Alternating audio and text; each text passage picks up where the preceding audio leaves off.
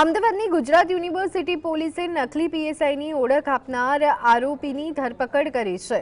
આરોપી તરુણ બ્રહ્મભટ્ટે મહેસાણાના પીએસઆઈ રાઠોડ તરીકે ખોટી ઓળખાણ આપી અને નવરંગપુરા પોલીસને ફોન કરી એક આરોપીને પકડવા ગાડી મોકલવા કહ્યું હતું। શંકા જતા તપાસમાં મહેસાણામાં આવા કોઈ પીએસઆઈ ન હોવાનું ખુલ્યું।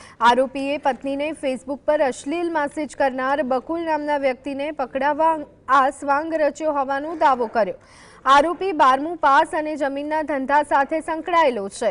આરોપી વિરુદ્ધ પાટણ, ખોખરા અને મહેસાણાના પોલીસ સ્ટેશનમાં ગુના દાખલ થયેલા છે। પીસીઆર વાનના જે ચાલક 20 નંબરના ગેલા હતા, જેને મેસેજ એલર્ટ થયેલો હતો યુનિવર્સિટી પોલીસ સ્ટેશનના, એમની સાથે વાત કરતા એમને કંઈક અજુગતું લાગેલું અને રિસ્પોન્સમાં એવું જણાયેલ કે આ પોલીસ સબ ઇન્સ્પેક્ટર હોય તેવું વાતચીત જણાતી નથી।